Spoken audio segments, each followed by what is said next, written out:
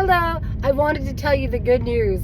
Last night I got a message that I am reinstated on Uber. So thank God I'm back on Uber. Now that I've used it since they've said that. Now, that was it. They're like, they don't expect a reply because they won't give you one. They're just like, oh, how satisfied are you with this? And I said, yes, I'm very satisfied because obviously I'm satisfied to get back on Uber. So, like I said, I'm just going to start working really hard at being more careful and not doing stupid shit like being too tired. I'm just try making sure I try to get enough sleep, and even if it's taking a nap, or even if I don't get to take a nap, maybe just, I don't know, resting somewhat during the day so that I'm not overexerting myself like that.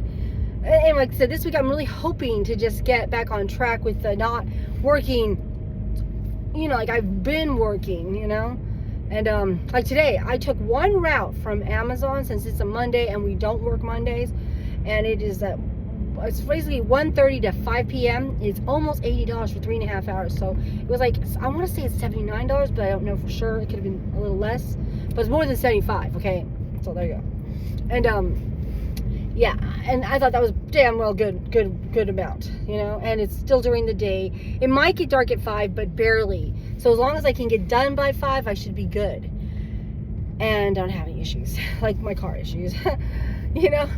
I swear, okay, I had the car, did the same thing, like in the morning when I took Aiden, and then in the evening when I picked him up. And my husband's now like, oh, it must be your driving. And that kind of pissed me off because he was driving it and it kept quitting on him a lot. And all of a sudden it's my fault. My driving is what's causing the issue on that damn pedal. But I think he said he's going to try and change the pedal because I guess with the stuff he's been reading up, he's like, he doesn't think it's this part that he bought, and I know he's wanting to use that part for his own car. So, like literally he needs it for his car, that white one that he's going to be buying. So, I was like, yeah, I don't know.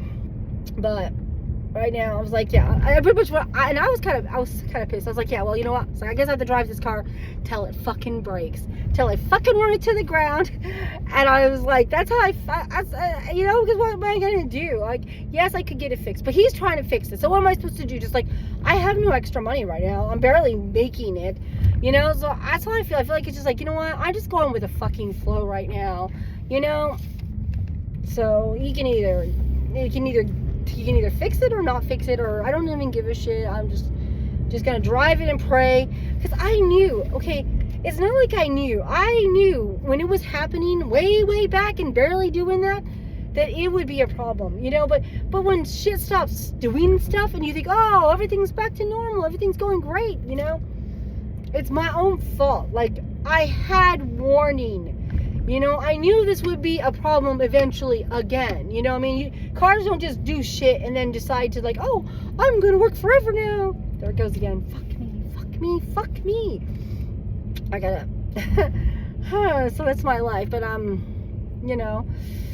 oh, but yeah. So, yeah, I'm back on Uber. I am going to do my damnedest not to have that happen again. Whatever the fuck it takes, like I said, because, like I said, I gotta get out an end goal here. So I am considering, like, I need to start thinking about what I can do to make money by myself for a job that I own, like a business or something. Like, I'm thinking I might even go back to college and so get a business degree or something. You know what I mean? Because but for me, it's not a big deal. Which is what I kind of told my friends. I was like, you know what? I could work at Walmart. It doesn't matter. I could work at fucking fast food, worst case scenario. I can work pretty much any dumbass dead end job that they'll hire anybody. It's not that big a deal. You know what I mean? I'm at the end of my life. I have no idea what I've got. And yes, I would love to buy a house. Yes, I would love to maybe buy a new car. And go on vacations, blah, blah, blah. But I don't know. Like I said, I'm so wishy-washy, but I do know one thing. I need a job that can maintain my lifestyle, which is, even if it's just renting a fucking place, paying my utilities, getting gas and food and whatever, you know what I mean, after the credit cards are paid. If it is just living,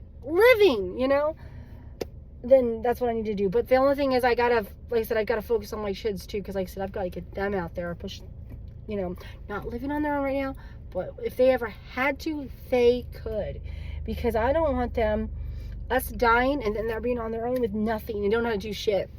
I don't want that. I'm really scared. And I know they can make it, because like I said, I've been thinking about it.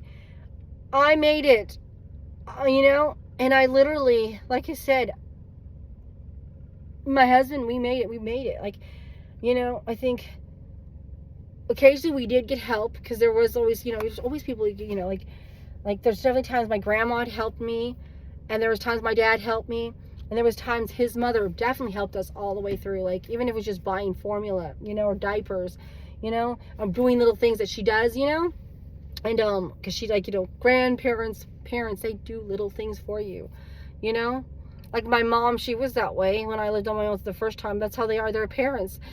I mean, good parents. Okay, let's say that. If you've got good parents, they don't give a shit. They don't just forget about you.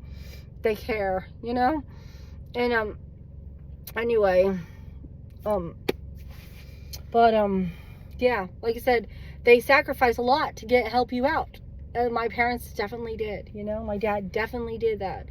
But majority of the time, we were making it by ourselves. We were doing what we had to make it. And it's doable. But I know, like I said, now you're like, how is it doable in today's economy? Considering the fact that minimum wage is so low, and people, you can't afford rent if it's like $1,000 and you making minimum wage. That is the question, because it is a lot harder.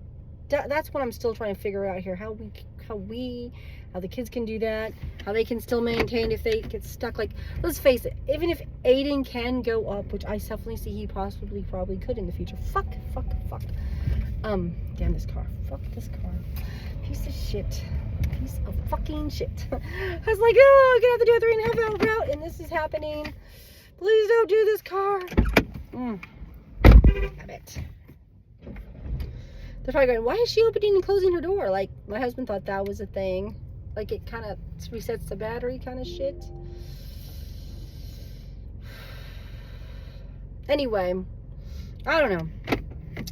I just like, whatever. But baby steps. That's what I tell myself. I know my husband is going to be the same as he kind of is, irritable, grouchy, and he is. He's like I said, you have to kind of put up with his moods. Now, I'm like I said, I know how to kind of do that. I've been doing it for goddamn no long.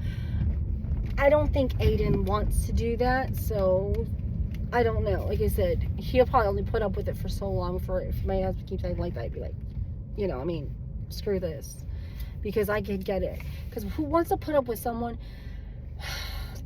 that's grouchy all the time, makes you feel like shit? You know what I mean? It just doesn't work. As a kid, he doesn't have to. You know what I mean? And he had to as a child, I guess, because unfortunately that's how we were, right? Like, kids don't have a choice, right? So they say kids don't have a choice, whatever. But as adults, you have a choice. He's an adult now. He has a choice, And like I said, he doesn't do that to Raymond, because he kind of understands Raymond's really does have disability issues. Aiden's functioning, so that's why I don't think he ever understood why Aiden was the way he was, that he can't understand autism and stuff. But anyway, okay, I gotta quit here because I get gas, I gotta get food, I gotta get Amazon up. So I'll talk a little bit more later.